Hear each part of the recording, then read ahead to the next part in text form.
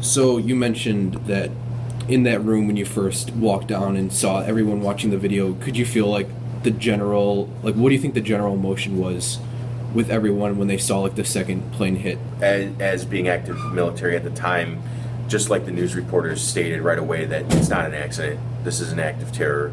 When we saw when we got down to the mess decks and everybody was standing room only, because it's such a small ship. When we saw the flames from the first tower, we knew it wasn't a Cessna like our buddy had said. Yeah. And so what ended up happening was that's when, again, we saw the fire, the second plane hit, and everybody just looked at each other, and we knew it was intentional. Yeah. And again, we're trained to follow orders. So, we took down the orders from the captain, and it went down the line on what we were supposed to do. Like I said, it was E4 and below, grab a sidearm, E5, E6s, grab a shotgun, E7s and above, grab a rifle. And we went into general quarters, which is what you set the ship condition in if you're, out to sea and in battle, so that all the hatches are down, so that, if there's an attack, because everybody thought, when's the next attack? Yeah. Is it going to be, Chicago? Do you remember feeling worried about your family? Like you said, you didn't know where the next attack would hit. Do you remember?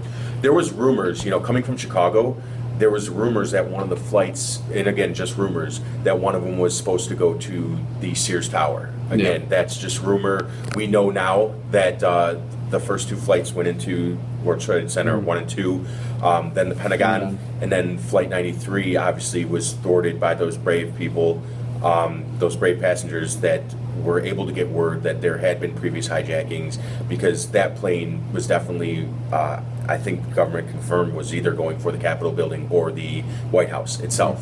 So, just getting everybody grounded was the main thing, and, just, you don't really have time to think of your family in fear. I mean, again, the family I had was the guys on board ship with me, so Yeah. that was my number one concern, was just let's do our job and keep everybody safe. What's our role in all of this?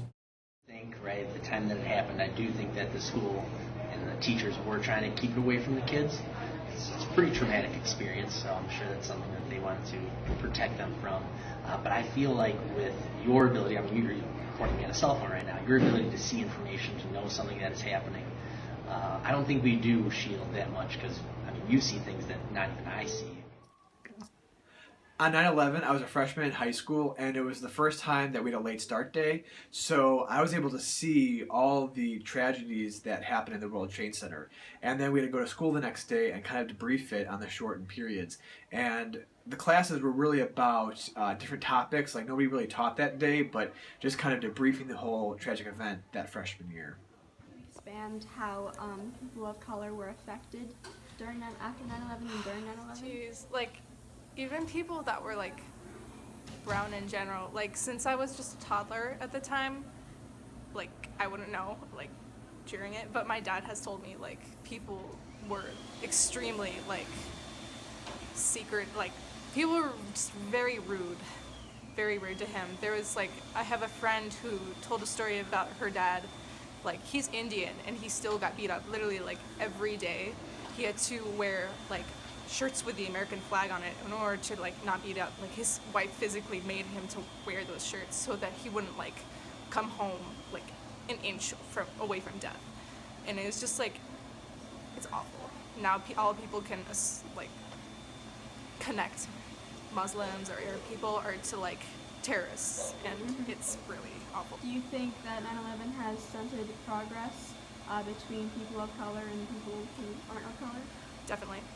How so? I mean, it was fine before. People were still racist, but now this kind of gave them a sort of justification for being racist. Oh, I can be racist because 9/11 took all these great people's lives or whatever. And it's just, it really sucked. Where were you when the attack happened? I was at home because I was teaching part-time, so I was at home with both of my young children, and my husband called and said, "Turn on the TV, something has happened." So I grabbed my baby, had him on one hip and my 5-year-old next to me, and we turned on the TV, and the second plane flew in.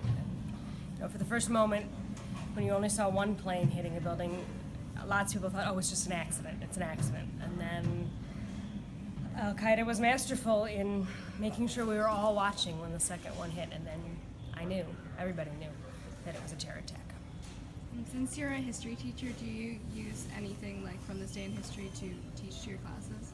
I'm lucky enough to teach global issues, which is a current issues class, and we of course have to touch on terrorism because that's a current issue. And so I think it's important for students to know what got us into this war on terror, which at this point more than half of our students weren't even alive when September 11th occurred. So I show a video to my global issues classes, which I think is the best video I've seen in terms of putting the viewer right there in Manhattan near Ground Zero. It's called 7 Days in September. I just show the first day. And it's professional videographers who just grabbed their cameras and started videoing. So the footage is very raw, but it's very high quality. It's not just people, with their little we didn't even have iPhones back then.